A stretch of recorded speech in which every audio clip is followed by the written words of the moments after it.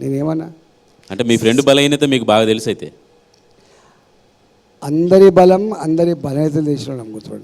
నా బలం కూడా తెలుసు, నా బలహీనత కూడా తెలుసు. మీ బలహీనత ఏంటి సార్? తెలియదు నాకు సార్. అధికారంలో ఉన్న రేవంత్ రెడ్డి, సీఎంగా ఉన్న రేవంత్ రెడ్డి బీజేపీలోకి ఎందుకు వస్తాడు సార్? ఎవరున్నారు? కేసీఆర్. ఆయన అడగాలి. ఎందుకు ఆ ప్రచారం ఎందుకు జరుగుతుంది తెలియదు. మిమ్మల్ని కమ్యూనిస్ట్గా కేసీఆర్ గారి మాట చెప్పండి, నాలుకనా తాటి మంటనా, ఏది పదే ఎవరు పడితే అప్పుడే మాట్లాడడం ధర్మత కాదు. మీడియాలో రాస్తుందని చెప్పి ఇలా మీడియా కూడా ఏం కావాలంటే సెన్సేషన్ న్యూస్ కావాలి, హెడ్లైన్స్. నన్ను అంటారు చాలామంది, మీరు ఎప్పుడు ఒక సెన్సేషన్ వార్త ఇవ్వమంటే అది వార్త ఇస్తే మళ్ళీ అది ఉంటుంది. నేను ఫర్ ఎగ్జాంపుల్ చెప్తున్నా, సందర్భం చంద్రశేఖర్ గారు, నేను ఒక చిన్న ఎగ్జాంపుల్ చెప్తున్నాను. రేవంత్ రెడ్డి గారు పదవి రాకముందు, ముఖ్యమంత్రి కాకముందు కొన్ని మాటలు మాట్లాడాడు.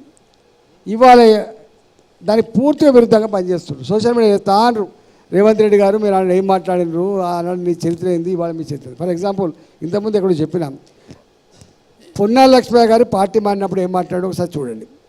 అదే రేవంత్ రెడ్డి గారు 84 సంవత్సరాల వయసున్న కేశవరావు గారిని ఎందుకు తీసుకుపోయాడో అడగండి మీరు.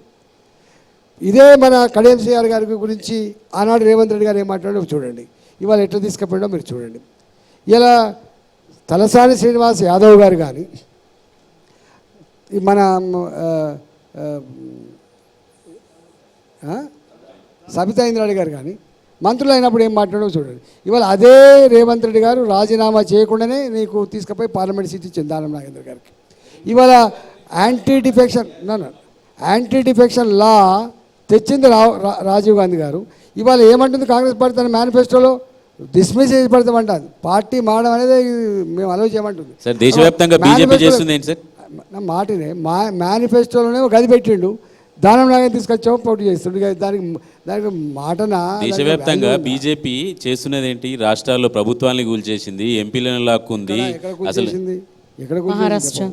మీకు తెలియదు రాజేంద్ర, నిజంగా చెప్పండి. సారీ మీరు అందుకనే సగం నాలెడ్జ్తో మాట్లాడారు.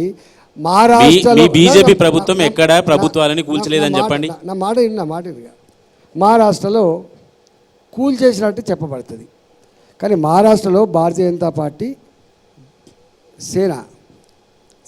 శివసేన పార్టీ, భారతీయ జనతా పార్టీ ఎన్నికల ముందు అలయన్స్లో బాగా పోటీ చేసినాయి. కానీ ఎన్నికల రిజల్ట్ వచ్చిన తర్వాత ఏ బాల్ ఠాకరే పార్టీ కాంగ్రెస్కు విరుద్ధంగా పుట్టిన పార్టీ, దానికోసం వ్యతిరేకంగా పోరాడిన పార్టీ, వాళ్ళు పోయి కాంగ్రెస్తో అలయన్స్ చేసుకోవచ్చా? మిత్రద్రోహం బీజేపీ చేయలే, మిత్రద్రోహం శివసేన చేసింది. దాన్ని జీర్ణించుకోవాలని శివసేన ఎమ్మెల్యేలు ఇవాళ బయటకు వచ్చి లేదు మేము బీజేపీతో ఉంటామని చెప్పారు. అది తప్పు, వాళ్ళు చేశారు. తెలంగాణలో కాంగ్రెస్ ప్రభుత్వాన్ని మేము చేయలేదండి సార్. మాతో జతకట్టినరు, మేము జతకట్టి పోటీ చేసినాం. మేము ప్రభుత్వాన్ని ఏర్పాటు చేయాలి, మాకు మిత్రద్రోహం చేసింది ఆ పార్టీ, దాన్ని సహించలేక బయటకు వచ్చిన